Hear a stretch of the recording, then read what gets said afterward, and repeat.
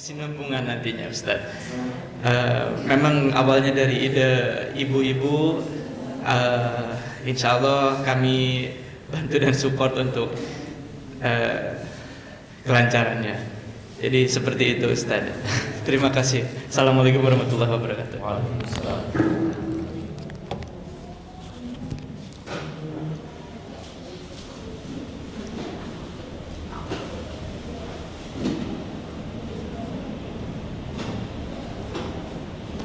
Terus anak belum dipersilahkan ya? Itu Ya Allah. dipersilahkan. Pak Ustaz, saya tidak ada persiapan.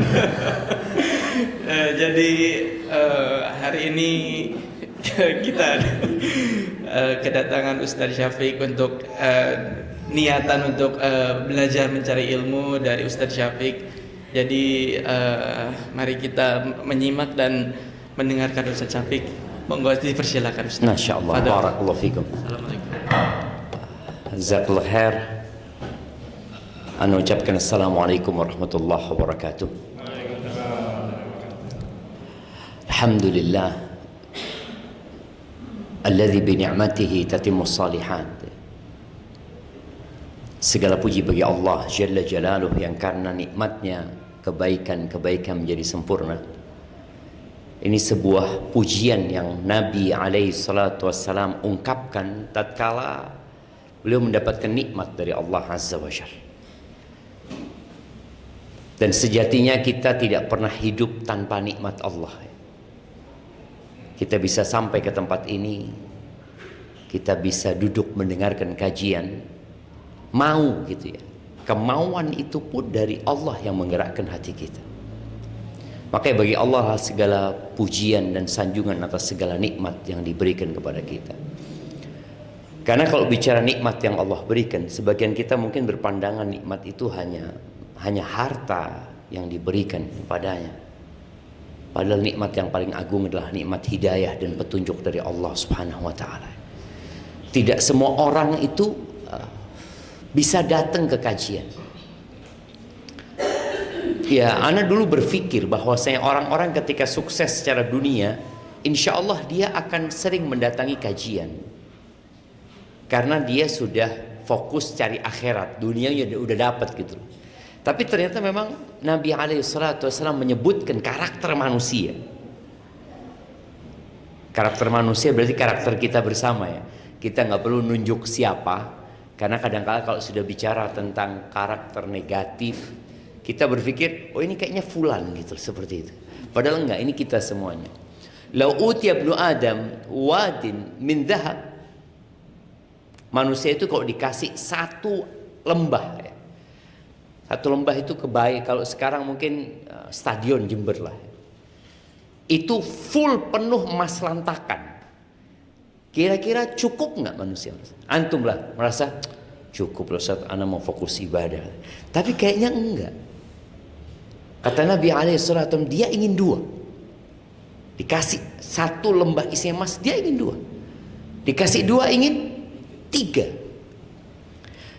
Dan tidak ada yang membuat puas manusia itu kecuali tanah, bukan emas gitu. Kalau dikasih tanah mulutnya baru puas dia. Ketika dia mati baru dia sudah tidak ada keinginan lagi ya.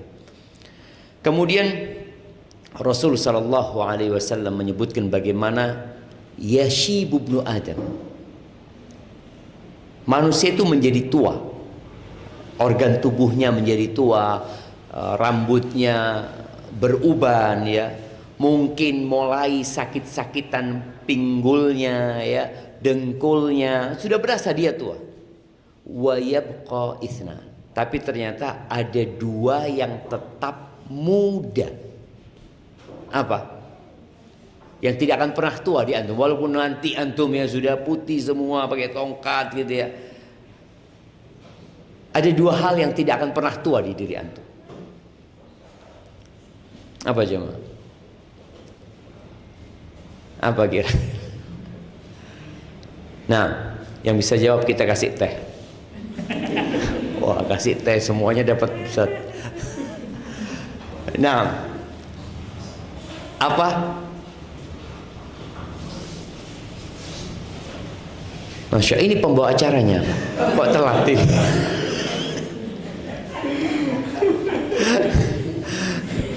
Nah, apa yang tidak bakal tua? Al-hirsu wal amal, kata Nabi SAW. Ambisi dan angan-angan. Jadi tetap punya ambisi mau ini, dan angan-angan dia masih panjang gitu. Bukan orang yang akhirnya ya kayaknya saya sudah akan mati gitu ya, siap-siap dengan kematian ya. Itu kekurangan yang ada di diri kita, sehingga kita harus berjuang bagaimana menundukkan keburukan tersebut. Maka alhamdulillah dengan tadi disebutkan teman-teman mau kajian ya. Ya harapan kajian ini lebih meluas lagi ya. Harapan kita teman-teman yang mungkin nggak pernah ikut kajian itu bisa hadir. Soalnya kalau lihat wajahnya ini wajah orang soleh semua sudah gitu loh. Gimana antum menghadirkan ke kajian ini orang-orang yang belum soleh, kawan-kawan yang mungkin sholat aja masih bolong-bolong. Kalau anda lihat ini kayaknya sholat 5 waktu di masjid semua ini sudah. Allah ibarik ya, Allah ibarik fikum. Betul ibu-ibu, suaminya 5 waktu di masjid? Ibu-ibu, betul apa enggak? Betul ya, Masya Allah. Itu pujian buat bapak-bapak. Allahumma salli wa sallim ala abdika wa rasulika Sayyidina wa maulana Muhammadin wa ala alihi wa ashabihi ajma'in, amma ba'd. Apa tema kita sore ini? Apa jemaah? Bapak-bapak yang tanya ini. Anda takut bapak-bapak ini nggak tahu, yang penting datang aja sudah gitu kan. Aku tidak sempurna. Baik, mic itu Anda minta digilir. Antum pegang yang pertama. Nah, aku tidak, apa yang nggak sempurna dari diri antum? Apa sifat buruk antum mungkin? Sifat manusia, ini sifat manusia boleh jadi antum merasakan itu kok ada di diri ana gitu. Apa kira-kira? Atau antum merasa sempurna sehingga bingung ya apa kekurangan ana gitu ya?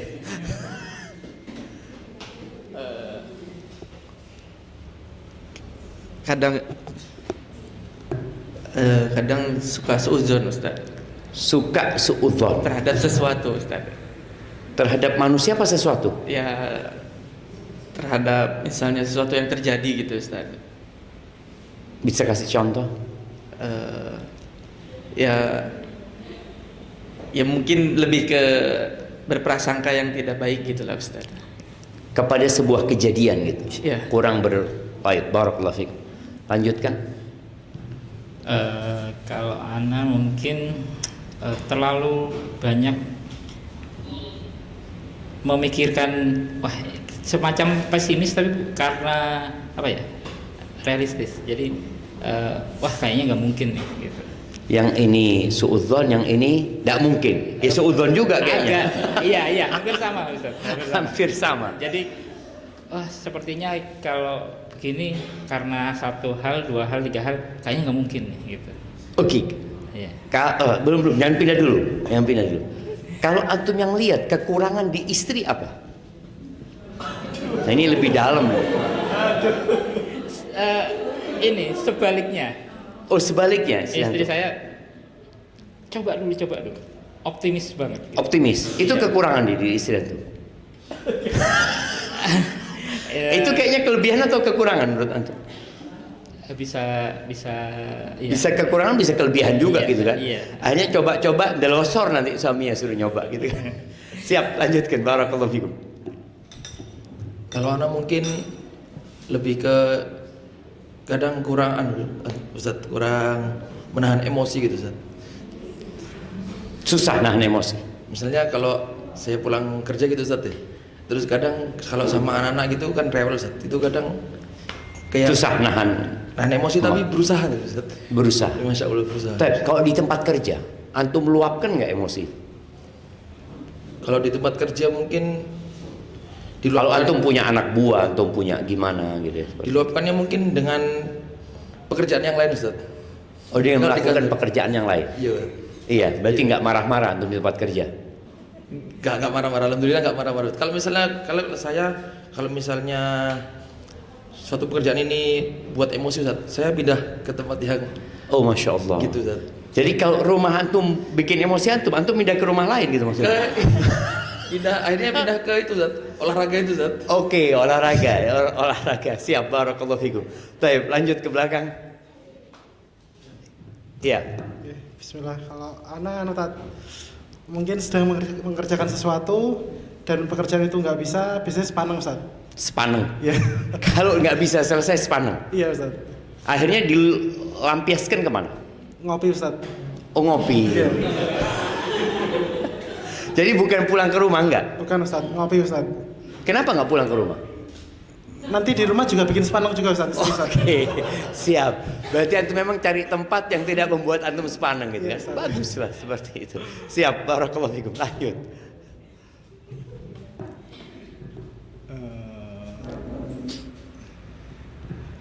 Kalau yang saya rasakan akhir-akhir ini tuh di kurang percaya diri Ustaz di pekerjaan. Iya. Gimana? Kurang percaya diri di pekerjaan. Kurang percaya diri. Iya. Kurang percaya diri. Apa penyebabnya? Ya Istri tidak mendukung? bukan. Mungkin karena melihat persaingan semakin Ketat. akhirnya ya ketat. Terus saya sudah pemain lama gitu. Nah, Yang muncul yang baru-baru. betul. Itu ngerasa kurang percaya diri. Jadi akhirnya Apakah mungkin bisa berjuang dan bertahan? iya, akhirnya kayak down gitu, secara mental ini. Insyaallah. Allahu barik fikum. Siap, mudah-mudahan dikuatkan. Monggo. Kalau saya suka menunda-nunda Ustaz. Suka menunda-nunda. Menunda sholat enggak, tapi kalau sholat. Saya usahakan nggak Ustaz. Tapi menunda kerjaan yang lainnya. Iya betul. Siap, barakallahu fikum. Nah, lanjut. Kalau anak bosan Ustaz orangnya. Cepat bosan. Cepat bosan Ustaz. Bahaya antum kalau nikah. Nah, udah punya istri antum. Bahaya kalau berapa lama antum bosannya biasanya. Ada loh orang yang bosenan, ada loh. Ada. Jadi ada seorang kawan tuh nikah cerai. Kenapa? Bosan kata dia. Bahaya nih kalau kayak gini. Nah, jadi bosan sama apa antum? Sama pekerjaan atau sama istri? Bosan lebih ke kayak misalnya misalnya belajar gitu Ustaz. Belajar di suatu hal terus pengen pindah ke yang lain. Pindah yang lainnya. Nah, barakallahu fikum. Lanjut ke belakang. Oh, ini yang baru datang langsung kita tanyain. Iya. Pertanyaannya kan tema kita hari ini maafkan aku tidak sempurna. Apa ketidaksempurnaan antum? Atau antum merasa sempurna? Tentu tidak Ustaz. Iya, apa ketidaksempurnaan antum itu? Kadang- Yang dirasakan sama istri antum, artinya lihat bojoku ini kok ini. Iya. Padahal baru datang Ustaz. Ya itu tanda ketidaksempurnaan tadi telat. Apaan Ustaz? Nah, tafadhol. Nah, apa kira-kira? Tadi ada teman-teman kita yang bosenan, ada teman-teman kita yang emosional, ada teman-teman kita yang negative thinking, ya, macam-macam kekurangannya. Karena setiap orang punya kekurangan sendiri, ya. Betul. Mungkin kalau saya kurang lebih sama Ustadz dengan yang sebelumnya. Tadi meskipun belum datang saya bisa mendengar dari jauh. Oh, masya Allah. Siap. Itu kelebihan antum itu. Kelebihan. Jadi mungkin lebih ke emosi. Mungkin memang kadang itu emosinya stabil, kadang nggak stabil. Kadang sayang banget, seperti itu Ustadz. Oke, siap. Barakallahu fikum. Nah, yang terakhir. Tadi baru diskusi sama tim Tat. Iya. Jadi dikomplain saya tidak tegaan gitu Tat. Oh, kok dikomplain nggak tegaan? Iya. Apa yang dilakukan? Ada manajemen komplain biasanya? Iya Tat. Jadi kalau ada case-case tertentu itu kadang kita memutuskan berdasarkan kasihan. Nah, itu, Kasihan. Tat. Iya. Kalau sama istri gimana tuh? Aman Tat. Aman. Aman Tat. Karena sudah punya rasa kasihan itu kan. Tapi ana rasa cukup dari bapak-bapak. Ibu-ibu ada yang mau menyampaikan kekurangan suaminya, bukan kekurangan dirinya? Mau menambahkan kayaknya enggak, mereka sudah nerima kekurangan antum semua. Taib, Jamaah rahimakumullah. Sifat dasar manusia itu sebenarnya baik. Karena dia tercipta dari tanah dan mudah untuk dibentuk karakternya. Artinya bisa dirubah. Berbeda dengan jin. Jin itu tercipta dari api. Dan api nggak bisa dibentuk. Gitu. Kalau kita lihat kebakaran, maka dia akan melahap apa saja. Padahal manusia sudah berusaha untuk mematikannya, tapi dia tetap menyala. Sedangkan manusia dia tercipta dari tanah, dan tanah itu mudah mau dibikin apa saja ya. Kalau kita lihat mungkin yang di dinding itu dari tanah, piring-piring itu, bukan? Iya. Keramik itu dari tanah, dan kita bisa melihat ada keramik-keramik yang indah bahkan mahal tercipta dari tanah dia gitu. Dan subhanallah, Allah Azza wa Jalla menurunkan kitabnya, mengutus rasulnya agar manusia menjadi baik. Soalnya karena dia mudah dibentuk, dia bisa terbentuk menjadi yang buruk dan bisa menjadi yang baik. Makanya ketika Allah Azza wa Jalla melaknat iblis, Allah ngasih tahu Adam alaihissalam, inna hadza aduun laka, ini musuhmu. Dan musuh bukan anak keturunanmu katanya. Maka dia berusaha untuk menjadikan manusia bersikap buruk. Dan manusia bisa punya potensi untuk jadi buruk.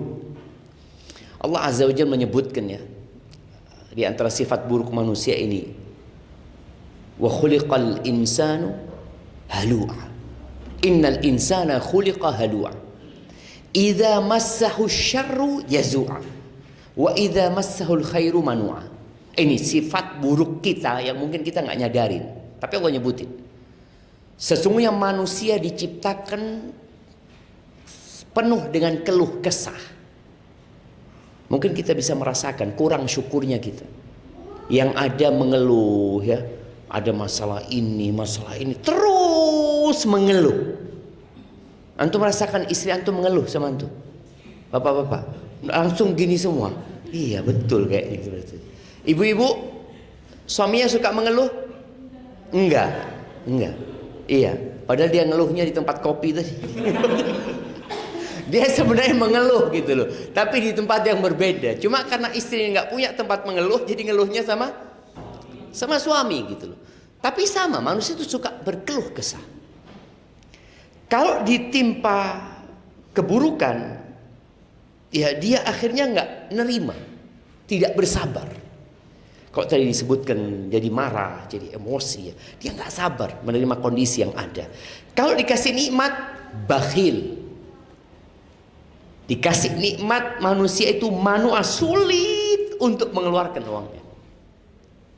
Mungkin sebagian kita merasa enggak sih Ustaz, anak kayaknya nggak kayak gitu. Ya mudah-mudahan ya. Tapi kalau antum mungkin melakukan evaluasi yang lebih mendalam, karena ana rasakan sendiri. Tadi ini kekurangan kita bersama ya. Maka ketika ana menyampaikan ana, ya tadi ana banget gitu boleh jadi ya. Jadi ketika ana dulu jadi mahasiswa, kita punya kesepakatan dengan mahasiswa lainnya, tiap bulan pokoknya dapat uang 50 real. Kita sodakoh. 50 real itu dari 840. Kita punya uang saku 840 real. Kita sedekah 50 real. 50 real itu berapa persen kira-kira? Jamaah, berapa persen? Dari 840. Nah, 6%. 6% kira-kira gitu kan. Oke lah, 6-7% anggap seperti itu.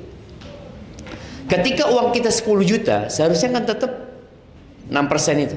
600.000 yang seharusnya kita keluarkan.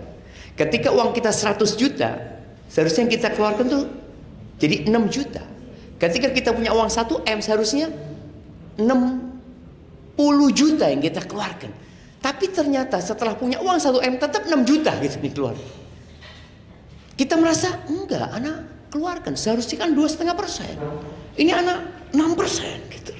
Bukan 6%, 6 juta yang kau keluarkan. Itu terjadi dengan manusia. Makanya kelak pada hari kiamat, penghitungan dari sedekah kita itu, kan kita akan ditanya 2 pertanyaan tentang harta kita. Dapat dari mana dan kemana diinfakkan. Itu nanti proses perhitungannya persentase. Ingat persentase.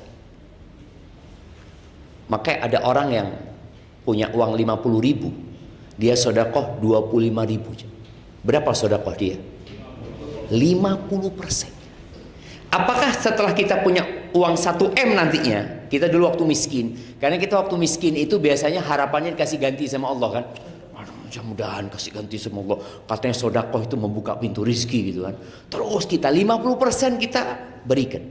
Ketika uang kita jadi 1 M, maukah kita mengeluarkan 500 juta? 500 juta Ustaz bisa buat beli motor. Kalau dulu 25.000 kan memang nggak bisa buat beli apa-apa Ustaz. Ini motor, mobil, aduh bisa berangkat umroh, berangkat terus dia hitung. Itu manusia. Jadi kalau kita bicara kekurangan kita cinta kepada harta. Nggak sempurna di sana. Apalagi emak-emak. Emak-emak itu lebih lagi berkaitan dengan harta. Bahkan ketika Nabi SAW berangkat ke tempatnya para wanita, beliau mengatakan kepada mereka, ya ma'syaron nisa, wahai para wanita, tasaddaqna wa akthirna minal istighfar. Nabi SAW mengatakan, kalian banyakin sedekah dan banyakin istighfar. Kalian bersedekahlah dan banyakin istighfar. Kenapa? Ternyata 2 amalan ini dapat merubah karakter buruk yang ada di perempuan. Apa karakter buruk yang ada di perempuan ya? Ketika Nabi SAW mengatakan, fa inni ra'aitukunna aktsara ahli nar. Aku melihat kebanyakan kalian itu penghuni neraka. Maka muncul pertanyaan, walima ya Rasulullah? Kenapa? Kenapa kok bisa kita banyak masuk neraka? Ibu-ibu sebutkan karena apa? Karena 2 hal. Yuksirnal la'an wa yakfurnal ashir. Ini kekurangan perempuan ya. Dia banyak mengumpat. Ngomong ini kayak gitu, ini kayak gitu. Anaknya sendiri kadang-kala dimaki. Iya, betul bapak-bapak. Ana lihat bapak-bapak takut. Iya, kadang-kala ngomong itu lepas. Karena memang perempuan ini kasih kelebihan sama Allah. Dia punya kosakata yang banyak sekali. Berbeda dengan kaum laki-laki. Dan alhamdulillah perempuan dikasih kelebihan ini sehingga anak itu pintar ngomong. Jadi kalau bapak-bapak ngelihat anak itu pintar ngomong, bukan bapaknya yang hebat. Ya kan ngelihat emaknya ini, masya Allah ini. Antum lihat emak-emak itu kadang-kala sambil mandiin bayi, diajak ngomong nih bayi. Nanti kalau besar jadi ini nak ya, itu. Anaknya tidak ngerti apa-apa aja mah. Terus nyerocot ini ibunya. Dan itu kelebihan. Tapi ketika itu digunakan dalam hal yang negatif, jadinya hal yang negatif pula. Wa yakfurnal ashir. Dan wanita itu punya kekurangan kufur sama suaminya. Kufur sama suaminya. Sampai kata Nabi SAW ya, kalau ini bukan Nabi yang mengatakan alaihissalatu wassalam, mungkin anak nggak percaya. Tapi karena ini Nabi yang menyampaikan, anak yakin 100%. Apa kata Nabi SAW?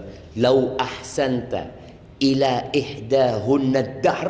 Kalau engkau berbuat baik kepada perempuan-perempuan itu 1 tahun full engkau berbuat baik sama dia, thumma ra'at minka syai'an. Kemudian perempuan itu melihat kekuranganmu. Tadi kekurangan yang disebutkan di bapak-bapak ini, mungkin emosi, marah atau apa, maka perempuan ini akan mengatakan, ma ra'aitu minka khairan qat. Aku nggak pernah melihat engkau berbuat baik sedikit pun. Ibu-ibu kayak gitu nggak? Iya. Bapaknya mesem-mesem. Iya. Itu wanita, ada kekurangan dia di sana. Dan kekurangan bapak-bapak tadi, kecintaan kepada harta, bakhil kadangkala, emosi, kadangkala urusan kerjaan dibawa ke rumah, urusan rumah dibawa ke tempat kerja ya. Itu hal yang wajar sebenarnya, tapi kajian kita hari ini bagaimana kita menyikapi ketidaksempurnaan itu. Sebagian di antara kita mengatakan, kan memang aku wanita. Dia untuk melegitimasi kekurangannya mengatakan, aku nih perempuan memang kayak gini aku. Yang laki-laki mengatakan, kan aku laki-laki memang.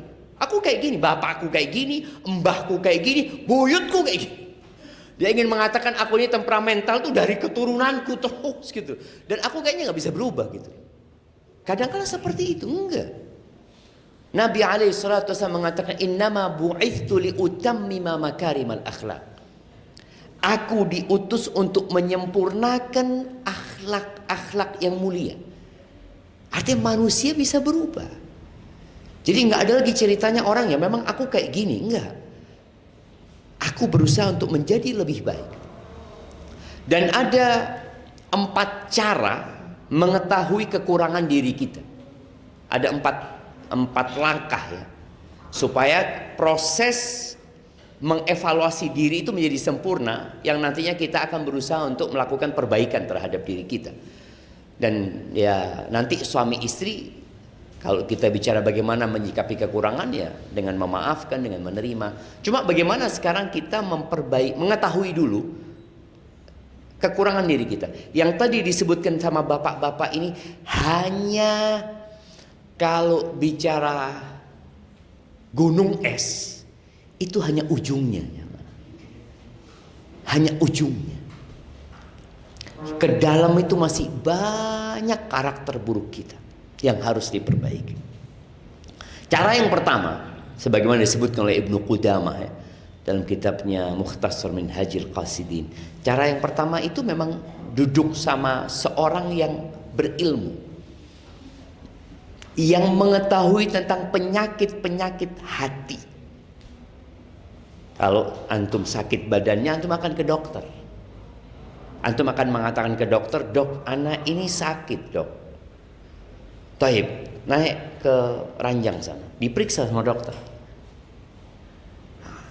Antum juga perlu dekat sama seorang ustadz ya, ngobrol sama ustadz, ustadz anak ini kok kayak gini ustadz ya, mohon nasihatnya loh ustadz. Anak itu kayak gini, sehingga ustadz ini tahu. Dan anak pernah ngobrol dengan seseorang, waktu itu selalu mobil sama anak. Dia ngobrol dari awal ngobrolnya aku saya, oh ini orang punya penyakit individualismenya tinggi dan boleh jadi memang kebanggaan kepada dirinya tinggi. Terakhir anak ngomong sama dia, bang, semua yang abang kerjakan itu kalau Allah nggak kasih bantuan mungkin abang lakukan? Nggak mungkin. Anak ingin menyadarkan dia bahwa semua kesuksesan itu karena Allah yang memudahkan, bukan karena usahamu. Nah, di sini kadang-kadang orang itu lupa. Maka perlu kita duduk sama orang yang mengingatkan kita dengan kekurangan diri kita. Yang kedua, yang perlu dilakukan adalah mendengarkan dari kawan yang setia. Kawan yang setia, yang dia hidup sama kita bertahun-tahun, yang dia tahu dengan detail kekurangan kita, tapi dia jujur. Hanya saja kawan yang seperti ini kadang-kala sulit ya. Karena kebanyakan kawan kita itu ya apa ya, jahat, bertopeng ya, menjaga perasaan kita. Dan kebanyakan pertemanan di antara kita itu hanya kepentingan. Jarang yang persahabatannya karena Allah Azza wa Jalla. Karena punya kepentingan. Kita kalau mau ngasih nasihat, aduh bahaya, nanti dia akan meninggalkan kita. Mungkin dia tidak akan lagi mau berteman dengan kita. Umar bin Khattab radhiyallahu anhu mengatakan, rahimallahu mra'an ahda ilaina uyubana. Semoga Allah merahmati manusia-manusia yang menghadiahkan kepadaku aib-aibku. Malah Umar suka. Kenapa? Karena orang ini akan membuat kita melakukan introspeksi diri. Kalau enggak kita merasa udah baik. Anak kemarin ketemu sama kawan. Kita lagi duduk, kita berempat. Yang 3 ini sholatnya jamak. Yang keempat ini karena dia orang Jakarta, dia nggak jamak, dia sholat. Akhirnya ketika dia sholat, salah satu ngomong, Ustaz, tolong Ustaz kasih nasihat Fulan. Kenapa? Nah, ngomong, Fulan ini Ustaz, tadi sholatnya rukuknya kurang benar. Rukuknya kurang benar Ustaz. Oh gitu, anak ngomong boleh jadi dia punya masalah. Coba kita tanya nanti. Akhirnya selesai sholat, anak ngomong, Syuf, anak minta maaf, kita bertiga tadi ngomongin antum nih, berkaitan dengan sholat antum tadi. Kok kayaknya ruku antum itu kurang pas gitu. Kata dia, iya Ustaz, betul Ustaz. Anak itu nggak bisa Ustaz. Jadi kalau anak ruku, anak paksa, kaki anak akan nekuk Ustaz. Dikarenakan urat apa gitu diceritakan. Oh gitu, seperti itu. Ini alhamdulillah ada kawan yang mau menasehati. Tapi ini kan berkaitan dengan kesalahan yang zahir. Kesalahan yang sebenarnya semua orang di masjid kelihatan. Tapi ada kesalahan berkaitan dengan karakter kita, dengan hati kita. Itu kawan dekat biasanya tahu. Dari obrolannya, dari omongannya. Ini orang Ustaz pendendam Ustaz. Kita kadang nggak tahu. Kawan kita ini pendendam banget Ustaz. Ini wallahi Ustaz hasutnya tinggi. Dan ini kalau sudah nggak suka sama orang, Allah jangan ditanya Ustaz. Jelek sekali. Ada orang yang kadang-kadang kalau ngomong itu nyakitin hati tapi dia nggak sadar. Nggak sadar. Yang tahu temennya. Anak ingat ada istri anak di sini. Suatu hari istri anak itu datang ke rumah, Bang, kenapa Fulana berubah? Kenapa Fulana kok berubah sama anak? Anak ngomong mungkin kau punya salah. Enggak, kata dia. Enggak, kau punya salah pasti. Coba engkau balik lagi. Akhirnya balik lagi. Ngomong anak minta maaf. Baru dijelaskan. Ternyata ada omongan yang menyakitkan hati tapi kita nggak sadar. Buat kita biasa aja gitu. Tapi buat orang lain nyakitkan itu. Nah, ini biasanya kawan-kawan dekat itu tahu. Fulan ini kalau ngomong zat nyakitkan hati. Tapi dia biasa aja gitu. Baik, berarti tadi cara kedua adalah dengan kawan. Tapi ternyata kawan yang setia dan jujur ini, Imam Syafi'i pernah menyebutkan ada 3 hal yang mustahil katanya. Yang pertama dia sebutkan al-anqa, ada burung besar sekali yang diceritakan, mungkin kepalanya singa atau apa ya. Itu cerita hayalan. Yang kedua al-ghaul, hantu yang di padang pasir atau apa, itu cuma cerita hayalan. Yang ketiga as-sadiqul wafi, teman yang setia. Itu hampir mustahil kata dia. Sulit didapatkan. Baik, kalau nggak punya Ustaz, Anda nggak punya kawan yang menasehati Anda tidak punya kawan yang dia tahu dengan masalah ini, maka yang ketiga adalah musuh. Jemaah, antum punya musuh nggak? Jadi kita memperbaiki diri kita dengan omongan orang-orang yang tidak suka sama kita. Kenapa? Orang yang tidak suka sama kita, kebaikan kita jadi keburukan. Apalagi keburukan kita. Dan dia biasanya akan detail melihat kekurangan kita. Ini penting ternyata. Tapi bukan diarahkan antum untuk memiliki musuh ya, enggak. Tapi biasanya orang-orang kalau yang gak suka sama kita itu ya akan keluar semua kekurangan kita. Baik, itu yang ketiga. Yang keempat yang perlu dilakukan adalah bergaul dengan masyarakat. Sehingga kita tahu apa sih yang disukai sama mereka, apa sih yang tidak disukai sama mereka. Soalnya kadangkala kita ini seperti istilah orang turun gunung, itu merasa paling baik sudah. Ketika kau bergaul dengan manusia, kau akan tahu, oh ternyata manusia itu suka dengan seperti ini.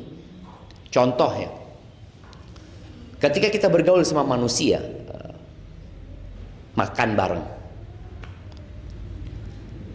tuan rumah itu nggak boleh berhenti duluan.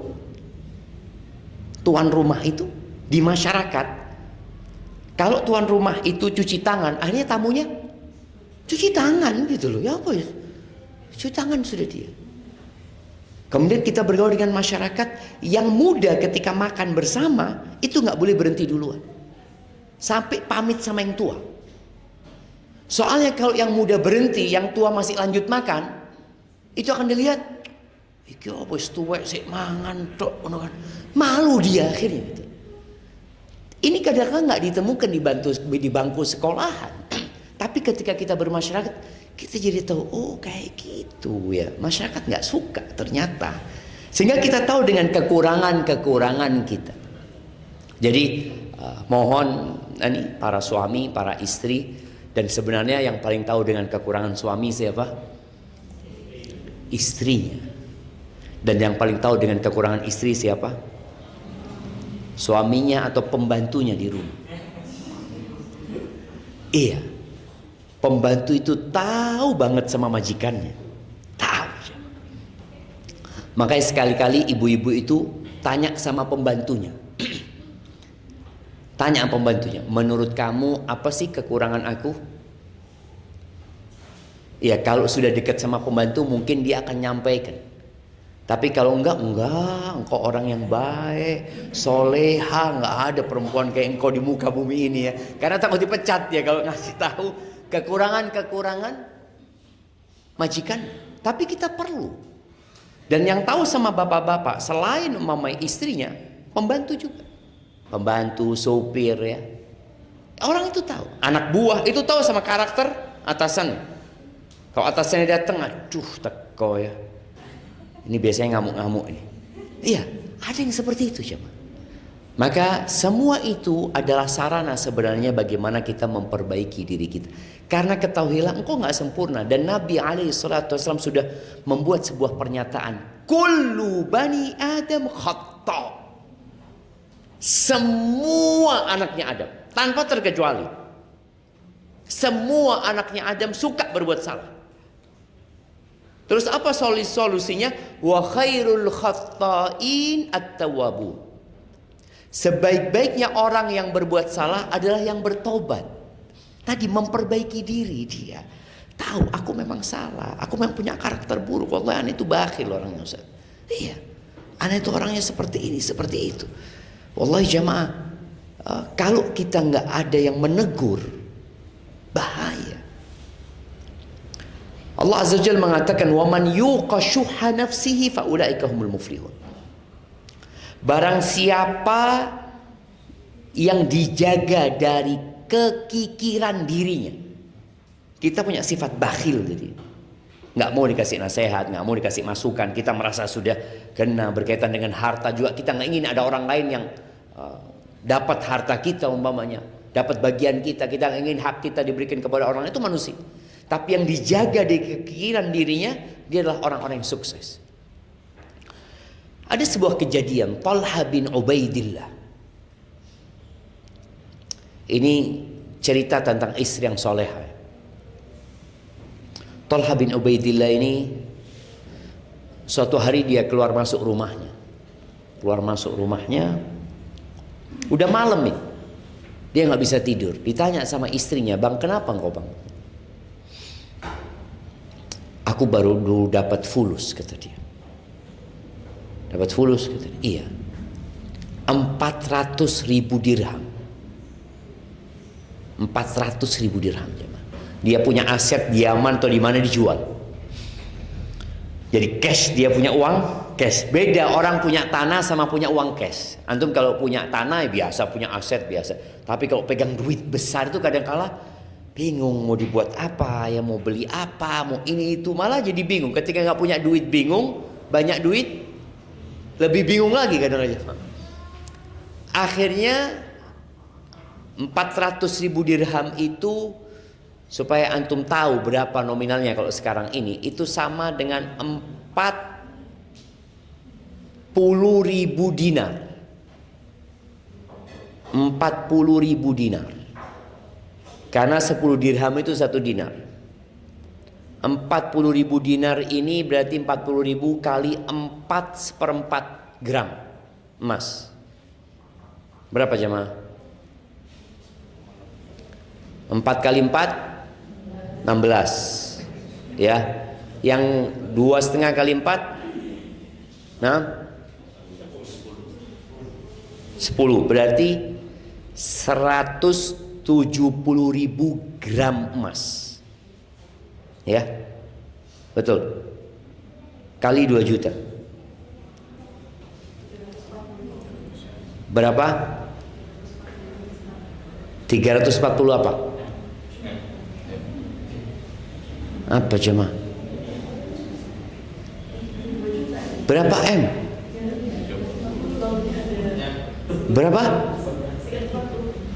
340 miliar. 340 miliar. Dia pegang duit cash 340 miliar. Apa kata istrinya? Bang, supaya kau nggak pusing, udah bagikan duitnya. Bagikan. Banyak kerabat-kerabatmu yang nggak punya, tetangga-tetangga nggak punya, kata dia. Kata suaminya, bener engkau, kata dia. Panggil pembantu. Hanya sudah. Panggil, taruh kantong, kirimkan ke rumahnya fulan, kirimkan ke rumahnya fulan, terus sampai hampir subuh habis duitnya. Istirahat dia aja. Subhanallah, 340 miliar satu malam habis. Supaya antum tahu, antum sebanyak apapun duit antum, kalau buat di jalan Allah kecil. Jadi nggak ada yang banyak, artinya yang butuh masih banyak sebenarnya. Ahibati billah. Nah, tadi ini ada istri yang tahu dengan masalah suaminya, kemudian dia memberikan solusi. Tapi kalau istrinya cinta dunia, kira-kira disuruh sedekah. Bang, biar engkau nggak pusing, bang. Udah, bagi 2 sama aku, bang. Tapi ala kulli hal, itu tadi adalah muqaddimah supaya kita tahu tentang kekurangan diri kita. Terus bagaimana dengan rumah tangga ini? Bagaimana tatkala kita tahu kita tidak sempurna? Kita tahu pasangan kita tidak sempurna, kita juga nggak sempurna. Ana dulu punya istilah, engkau bukan bidadari, engkau bukan malaikat dan istrimu bukan bidadari gitu loh. Nggak ada. Jadi kita semua sama-sama punya kekurangan. Jadi yang paling harus dilakukan adalah memaklumi kekurangannya. Memaklumi. Jadi kadangkala ada istri yang 17 tahun belum memaklumi kekurangan suaminya. Ana pernah ditelepon dengan orang dari Madura, dia ngomong, Ustaz, Ana sudah 17 tahun berumah tangga, Ustaz, Ana sudah nggak kuat, Ustaz, kata dia. Kenapa? Suami Ana temperamental, suka marah, ini itu. Ana ngomong, anti 17 tahun hidup sama dia, kuat gitu. Terus kenapa sekarang nggak kuat? Apa masalahnya? Ana? Boleh jadi umur anti tinggal 1 tahun, tinggal 2 tahun. Kenapa harus dikorbankan? Maklumi itu memang kekurangan dia. Bagaimana istri berusaha memperbaiki kekurangan suaminya. Kalau suaminya tadi temperamental, suka marah, lakukan hal yang membuat suami itu tidak marah. Nabi alaihissalam, subhanallah ya, beliau ketika menyampaikan khairun nisa, wanita yang terbaik itu adalah al-wadud, al-walud, al-muwatiyatu li zawjiha, wal muwasiyatu idza taqinallah. Perempuan yang terbaik itu adalah yang penyayang, ada cinta dan kasih sayang. Dan subhanallah ya, ya ini juga harus, suami juga harus berbuat baik ya, sehingga menumbuhkan cinta dan kasih sayang di diri istrinya. Ada cerita istrinya Utsman bin Affan, bintul Furaifisah. Dia ini orang dari Irak, jemaah. Utsman ini dengar Sa'id ibn al-As itu menikah dengan anak tokoh masyarakat di sana. Menikah dengan anaknya tokoh di sana. Utsman dengar dia menikah. Utsman sudah punya istri. Akhirnya dia kirim surat sama Sa'id, tanya, "Engkau, anak dengar engkau menikah lagi?" Kata dia. "Iya," kata dia. "Gimana? Engkau nikah dengan siapa?" Kata, "Aku nikah dengan salah satu pemimpin kabilah, ya, orang yang terhormat di sana. Dia, kalau bicara cantik, dia sangat cantik sekali," kata dia. Akhirnya dapat balasan itu, Utsman kirim surat lagi. "Apakah istrimu punya adik? Kalau punya adik, nikahkan aku dengan dia." Ini Amirul Mukminin, ya. Bapaknya perempuan Nailah, namanya Nailah bintul Furaifisah. Akhirnya bapaknya ini masih Nasrani, tapi keluarganya sudah Muslim gitu. Bapaknya masih Nasrani. Akhirnya datang surat itu, Utsman melamar gitu lah putrinya ini, dan diterima lamarannya. Sang bapak ngomong sama anaknya yang Muslim, "Nikahkan Amirul Mukminin dengan saudarimu." Dinikahkan. Dibawa ini jamaah, Furaifis apa? Nailah ini dibawa ke Madinah. Diantarkan dari Irak ke Madinah. Sampai Madinah, awal ketemu sama Utsman, Utsman tuh buka surbannya jamaah. Sudah tua Utsman ini, masih muda sekali Nailah ini. Utsman ini sudah botak jemaah. Dia mengatakan aku ini botak seperti ini gitu. Tapi engkau jangan takut dengan kebotakanku itu. Apa katanya Nailah? Nailah mengatakan sesungguhnya kata dia lelaki yang paling aku sukai kata dia yang botak dan terhormat kata dia. Itu menyenangkan hati suaminya. Emangnya ada perempuan suka dengan laki-laki botak jemaah? Nggak tahu, mungkin ada juga jemaah. Mungkin ada juga. Tapi ini masih muda, dia menyampaikan itu. Dan subhanallah ya, bagaimana dia menumbuhkan, Utsman menumbuhkan cinta yang sudah tua dia kepada diri istrinya. Bahkan dialah yang menyelamatkan Utsman ketika dibunuh ya. Itu di rumahnya Nailah, sehingga jari-jarinya terluka, jarinya Nailah ini. Setelah meninggal Utsman bin Affan, Nailah ini dilamar jamaah sama Muawiyah ibn Abi Sufyan. Dan dia menolak lamaran itu. Suatu hari diriwayatkan itu dia bercermin, dia tersenyum. Oh kayaknya gigiku ini yang membuat aku cantik kata dia. Dia ambil ulek-ulek jemaah, dipukulkan ke giginya. Nggak ada orang yang boleh melihat kecantikanku selain Utsman bin Affan kata dia. Dia sampai ngomong seperti itu dari cintanya sama Utsman. Kemudian dia ngomong di diri, aku takut setelah berhari-hari nanti aku lupa sama Utsman, sehingga kalau dilamar orang jadi mau gitu seperti itu. Enggak. Dia tetap menumbuhkan cintanya. Nah ini perempuan al-wadud yang berusaha untuk menumbuhkan cintanya kepada suaminya.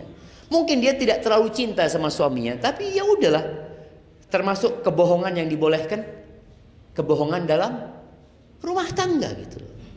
Mamanya istri ditanya sama suaminya, yang kau masih sayang sama aku? Waduh, kalau tanya sayangku, engkau ambil pisau sana, belah dadaku. Ada namamu di sini. Cuma sudah mulai pudar.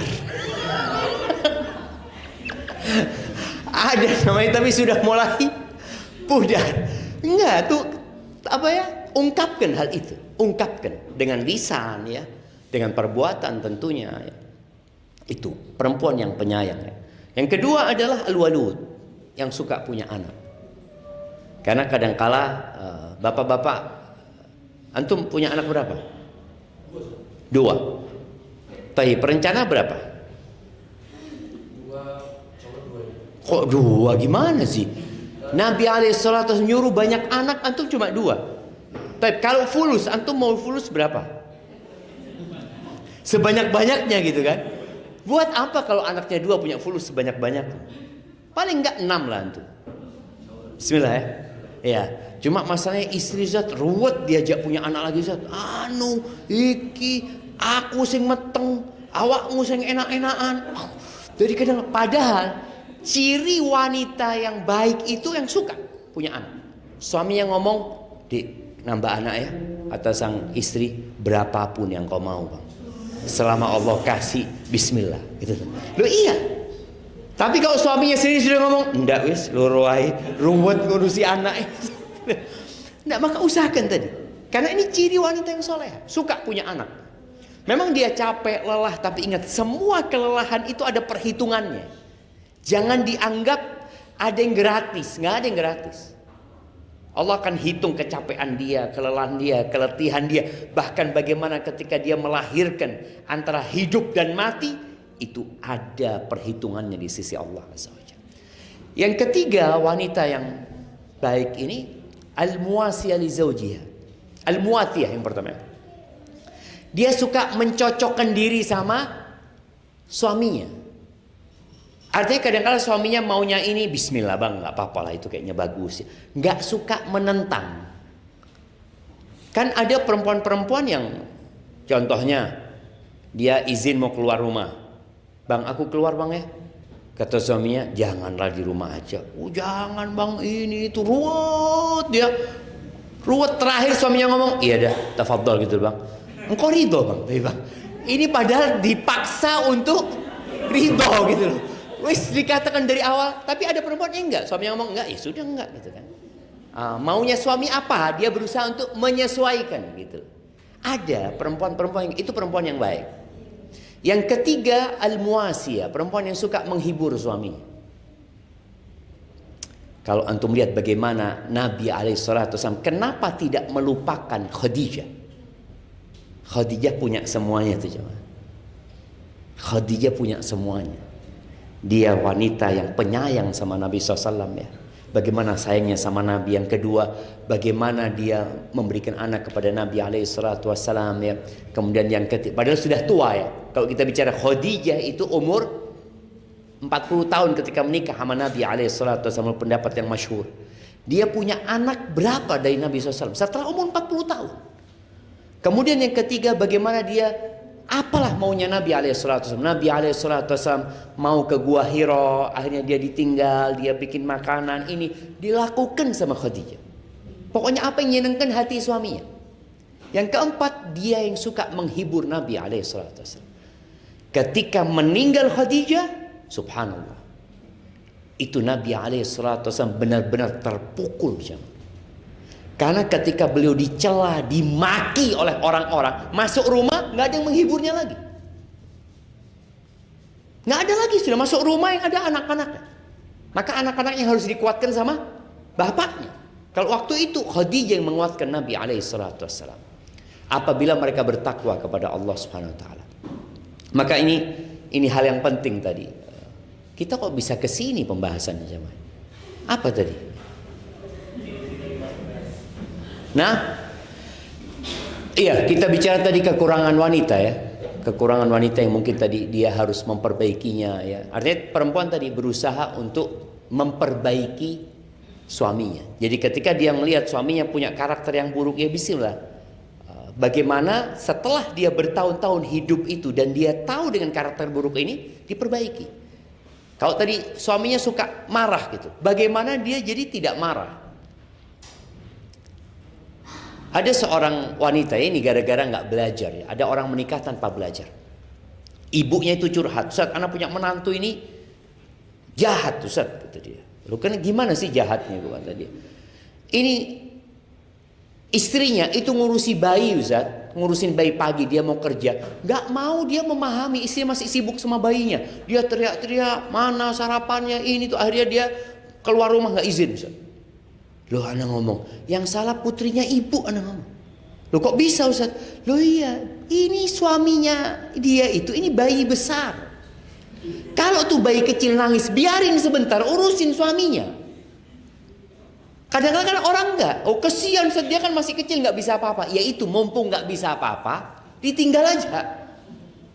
Kan dia nggak akan kemana-mana. Mungkin dia nangis ya karena ya popoknya harus diganti ya. Mungkin dia karena lapar. Ini suaminya mau berangkat kerja. Loh, cepat no bojone dhisik. Genak no semua, minta izin, Bang. Boleh aku ngurusin si kecil? Insya Allah sang suami itu akan mengizinkan. Tapi kalau suaminya sudah duduk di meja makan nungguin sarapan ya, istrinya masih sibuk di sana ngurusin anaknya, akhirnya terjadi masalah di situ. Maka di sini hendaklah memahami kapan suaminya marah. Oh, pada saat waktu sarapan. Waktu sarapannya waktu yang paling krusial. Jangan sampai suami marah. Karena kalau dia sudah marah, seharian full marah nanti. Bahkan di tempat kerjanya dia tidak akan produktif nanti. Ya gara-gara dia ada masalah di pagi hari. Maka hendaklah perempuan tahu, memahami hal itu. Sebaliknya bagi bapak-bapak, bagaimana memaklumi kekurangan istrinya. Ya mungkin dia ngambek ya, dia kadang-kadang nggak ngajak ngomong, wajar. Itu wanita. Bagaimana Nabi SAW kadang-kadang nggak diajak ngomong sama istri, padahal beliau Nabi. Bagaimana Aisyah radhiyallahu ta'ala kadang-kadang ngangkat suaranya, marah sama Nabi SAW. Tapi apakah Nabi SAW kemudian menceraikan Aisyah? Kemudian menegur dengan keras Aisyah? Kadang-kadang enggak. Beliau mendiamkan. Jadi ada masalah yang cukup didiamkan. Bukan didudukkan kasih nasihat lah. Rasul sallallahu alaihi wasallam berusaha untuk memahami istri-istrinya. Tapi kalau sudah keterlaluan, baru Nabi mengambil sikap yang tegas. Ini ada sebuah kisah nih ibu-ibu ya, supaya kita tahu ada kondisi wanita itu boleh bermanja sama suaminya atau merengek sama suaminya, tapi jangan terlalu lama. Ini kejadian Nabi SAW pulang dari safar. Salah satu istrinya, Sofia binti Huyai ini naik onta yang nggak bisa kenceng. Akhirnya dia terlambat datang ke kota Madinah. Padahal malam itu malamnya Sofia. Akhirnya Nabi datang menyambut Sofia ini. Akhirnya Sofia mengatakan, ya Rasulullah, hamaltani ala ba'irin bati. Engkau tunggangkan aku, engkau naikkan aku ke onta yang lambat ini itu. Sambil nangis ini. Ya, kata Nabi, minta maaf. Diusahakan dia ini nggak menangis gitu. Diusap air mata, tetap nangis menjadi-jadi. Apa kira-kira dilakukan oleh Nabi SAW? Ditinggal sama Nabi SAW. Ditinggal. Ketika ditinggal baru dia diam. Oh, salah aku ini, kata dia. Padahal suaminya sudah menunjukkan sikap empati kepada dia ya. Bagaimana dia menyambutnya, bagaimana berusaha untuk mengusap air mata. Tapi ternyata dia tambah jadi tinggal sama Nabi SAW. Akhirnya baru dia sadar. Maka ketika dia sadar, dia langsung ke rumahnya Aisyah radhiyallahu ta'ala anha. Dia datang ke rumahnya Aisyah. Kata Sofia, Aisyah, malam ini aku hadiahkan buat engkau, kata dia. Asalkan Nabi gak marah sama aku, kata dia. Siap, kata Aisyah. Dapat jatah malam, senang Aisyah. Sudah, kan Nabi keliling ya. Ketika datang safar, beliau sambangi istri-istrinya. Ketika sampai rumahnya Aisyah, dilihat Aisyah ini bersolek. Cantik sekali. Kata Nabi SAW, ini bukan malammu, kata dia. Kata Aisyah, dzalika fadlullah yu'tihi man yasha. Itu karunia Allah yang Allah berikan kepada siapa yang Allah kehendaki. Oh, Nabi sadar. Ini berarti Sofia ini yang memberikan malam ini. Artinya ada kondisi memang perempuan telah melakukan kesalahan dan harus sadar. Makanya sebaik-baiknya wanita itu yang kalau dia disakiti sama suaminya, ya seharusnya suami minta maaf ya. Tapi kadang kalau suami nggak minta maaf, ya bagaimana perempuan ini berusaha untuk menenteramkan suasana rumah dengan cara dia datang minta maaf sama suami. Bisa ibu-ibu minta maaf sama suami? Ibu-ibu, bapak-bapak senyum-senyum aja, terakhir kita yang minta maaf saja. Iya, jadi kadang-kala kita nggak tahu dengan kekurangan diri kita. Maka berusahalah tadi untuk saling memperbaiki dan memaklumi kekurangan itu. Itu mungkin yang dapat Anda sampaikan. Terakhir Anda akan ceritakan bagaimana Abu Bakar As-Siddiq radhiyallahu anhu ketika disakiti. Abu Bakar ini punya sepupu yang namanya Thumamah. Astaghfirullahaladzim. Bukan Thumamah. Mistah. Namanya Mistah. Mistah ini selalu dikasih santunan sama Abu Bakar. Karena dia orang miskin, masih kerabat lagi. Terus dia hidup dengan tunjangan yang diberikan oleh Abu Bakar. Pernah ada kejadian Mistah ini ikut menyebarkan isu Aisyah berzina. Padahal dia sama Aisyah masih kerabat. Dan dia sama bapaknya Aisyah dikasih bantuan terus hidupnya dari sana. Ikut menyebarkan fitnah bahwasanya Aisyah berzina, Aisyah berzina. Sampai akhirnya Abu Bakar sakit hati. Ketika terbukti Aisyah tidak berzina, maka Abu Bakar bersumpah tidak akan memaafkan Mistah. Nggak ada. Dia tidak akan memaafkan Mistah. Dan dia tidak akan memberikan tunjangan lagi kepada Mistah. Sakit hati. Tapi subhanallah, Allah turunkan firman-Nya di surat An-Nur ayat 22 ya. Allah mengatakan wala ya'tali ulul fadli minkum was-sa'a. Yang maknanya jangan sampai orang yang dikasih karunia sama Allah, dikasih rezeki yang lebih itu bersumpah ya. Bersumpah ayyutu ulil qurba, untuk tidak lagi berbagi kepada kerabatnya, wal masakin wal muhajirin fi sabilillah. Tidak mau berbagi dengan orang-orang miskin, orang-orang muhajirin fi sabilillah, apa kata Allah? Wal ya'fu wal yasfahu. Hendaklah mereka memaafkan. Memaafkan ini artinya tidak memberikan hukuman. Wal yasfahu itu tidak memberikan celaan. Kan ada orang yang tidak menghukum tapi masih ngomel aja. Ini udah, engkau maafkan sudah dianggap nggak ada kesalahan itu. Apa kata Allah? Ala tuhibbuna an yaghfirallahu lakum wallahu ghafurur rahim. Kalian mau nggak diampuni sama Allah? Itu Abu Bakar turun ayat itu langsung mengatakan bala, iya ya Allah, aku ingin diampuni. Abu Bakar merasa banyak salahnya. Bagi kita saja. Maka kalau kita ingin dimaafkan, maafkan orang lain. Paling tidak adalah keluarga yang hidup bersama kita. Barakallahu fiik, itu mungkin dapat Anda sampaikan. Ada sisa waktu untuk tanya jawab. Tafadhal. Nah.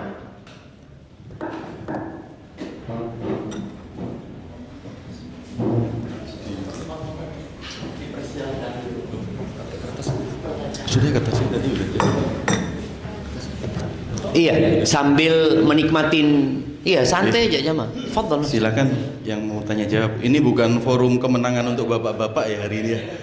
Tadi dari materi yang Ustadz kayaknya bapak-bapak ini merasa di atas merasa angin. di atas ya. Oh gitu. Berarti kita lanjutkan bentar. Ibu-ibu yang mau nanya silahkan. Nah, Enggak, untuk yang bapak-bapak bisa langsung pakai mic, silakan. Baik, ini anak akan baca pertanyaan yang masuk ya. Assalamualaikum warahmatullahi wabarakatuh. Semoga Ustadz dan keluarga selalu dalam lindungan Allah dan rahmat Allah. Ustadz izin bertanya. Saya sering dikritik dan dikomentari oleh ibu mertua dalam mendampingi dan melayani suami. Saya sadar banyak sekali kekurangan pada saya dan saya berusaha belajar terus. Seringnya konflik rumah tangga kami karena hal tersebut. Terkadang suami hanya diam. Mungkin karena posisinya yang sulit di antara ibu dan istrinya. Tetapi saya kadang kesal karena mungkin saya tidak akan bisa memenuhi ekspektasi manusia. Mohon nasihatnya Ustaz. Jazakumullahu khairan wa barakallahu fiik. Iya. Jamaah rahimakumullah. Kita semua diuji. Karena hidup itu memang ujian. Yang ada kita hanya berpindah dari satu ruang ujian ke ruang lainnya. Dan usahakan tatkala kita pindah, kita naik kelas. Artinya kita bisa bersabar, kemudian ternyata Allah kasih ujian lagi. Karena kalau ujiannya lebih berat lagi. Seperti dahulu mungkin sebelum menikah ingin menikah. Karena kayaknya nggak enak kalau jomblo ya ditanyain orang kapan menikah, kapan menikah. Ketika menikah naik ujian. Bagaimana menghadapi manusia, ya? Menghadapi laki-laki yang kadang-kala egonya tinggi, ya? Yang kadang-kala dia kurang peduli sama istrinya. Itu terjadi dan itu ujian. Ditambah lagi kadang-kala punya mertua seperti yang disampaikan dalam pertanyaan ini. Apa sikap yang harus dilakukan? Bapak-bapak kita tanya, kira-kira apa yang harus dilakukan? Nah, ibu-ibu, ada sebuah akhlak, karakter yang disebutkan tis'atu a'syari husnul khuluq. 90% letak akhlak yang mulia itu berada dalam taghaful.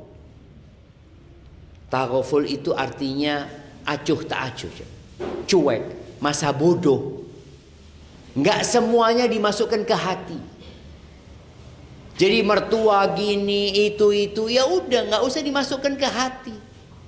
Jangan sampai telinga kita ini jadi corong ya yang memasukkan segala hal-hal yang negatif ke dalam hati kita. Jangan.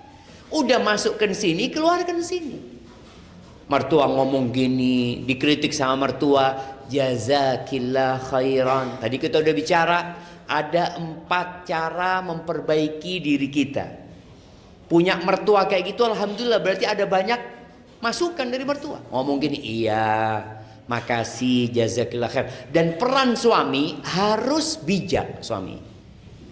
Bagaimana tatkala dia menghadapi ibunya, sampaikan kepada ibunya, iya bu, istriku itu kan memang banyak kekurangannya bu ya, maafkan dia, mudah-mudahan dengan berjalannya waktu dia bisa lebih baik lagi. Nanti suami datang ke istrinya, dek minta maaf dek, ibuku wis tuwek.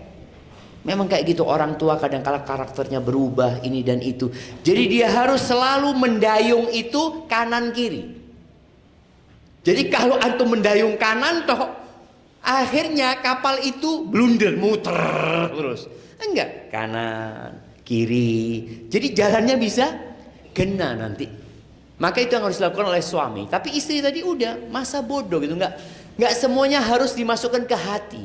Dan jadikan kritikan-kritikan itu sebagai bahan untuk membangun diri kita. Sampai ada ungkapan ya yang mengatakan idza ramakan nas bil hijarah ya. Kalau engkau dilemparin batu sama orang, kumpulkan batu itu, gunakan untuk membangun anak tangga menuju kesuksesan. Jadi insya Allah itu menjadi sebuah pelajaran ya buat ibu-ibu. Ya udah, nggak semuanya harus dimasukkan ke hati, jangan. Itu juga mertua, dia juga orang tuanya suami yang sudah melahirkan suami. Jadikan itu tempat untuk memperbanyak pahala buat kita. Terus Ustaz, kalau nggak mampu Ustaz, kadang-kala orang itu nggak mampu, capek, lelah, letih.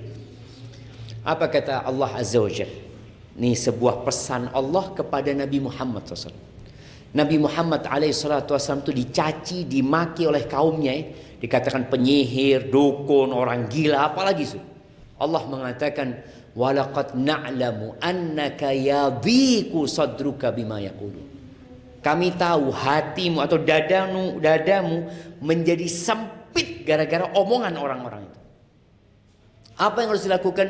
Fasabbih bihamdi rabbika wa kun minas sajidin. Artinya abaikan itu. Engkau fokus dengan hal yang bermanfaat buat engkau. Apa? Bertasbih, memuji Allah. Wa kun minas sajidin. Dan jadilah orang-orang yang sujud. Jemaah. Nah, waduh ini Yusuf. Nah, jadilah orang-orang yang sujud. Artinya kita menghadapi masalah itu dengan sholat. Wasta'inu bisabri wassal. Jadi minta tolong tuh dengan menahan diri tadi dari amarah, dari nggak suka sama mertua ya, sikap suami yang kadang-kala aduh suami ini kurang tegas ini dan itu. Ya udah, engkau bagaimana keluar dari masalah itu? Bertasbih memuji Allah, sujud, sholat, minta sama Allah Azza wa Jalla. Wa'bud rabbaka hatta ya'tiyakal yaqin. Sampai kapan seperti itu? Sampai mati. Sampai mati. Nggak ada ceritanya orang itu atau sampai mertua mati, Ustaz ya? Ya enggak. Mertua mati, ujianmu tidak akan selesai. Engkau tetap akan mendapatkan ujian. Nggak ada ceritanya selesai. Jadi bertasbih, sholat, kemudian bersabar sampai mati, itu adalah solusi yang terbaik. Dan insya Allah orang yang berusaha menyabarkan dirinya, Allah akan bikin dia jadi sabar. Barakallahu fikum. Iya. Jamaah silahkan dinikmatin jamaah. Ana juga mau menikmati atau nggak menikmatin. Bismillah. Ana dari tadi kepingin makan roti ini, cuma karena ngomong terus jadi tidak bisa makan. Ya. Ustadz mau tanya, bagaimana bila suami belum mulai belajar sunnah, sedangkan sebagai istri sudah mulai belajar sunnah, jadi sering mengalami perbedaan pendapat. Iya, jadi istri nih yang udah ngaji ya, udah belajar, yang sudah mulai banyak ilmunya, tolong berikan pelayanan yang lebih kepada suaminya, lebih kepada anak-anaknya, lebih kepada mertuanya, sehingga mereka tahu ilmu yang dipelajari istrinya ini baik. Karena ada cerita di Pekanbaru ini, ada seorang kawan, dia seorang kontraktor ya, dia bangun di Pekanbaru, dia punya partner di sana, dia ngomong, istri ana sekarang berubah, kata dia. Berubah gimana kata dia? Istri ana ini sekarang suka nonton rojak. Kemudian kerudungnya sudah mulai lebar, kata dia.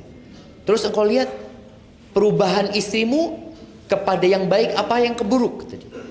Ya baik sih, kata dia. Ya alhamdulillah engkau syukuri, kata dia.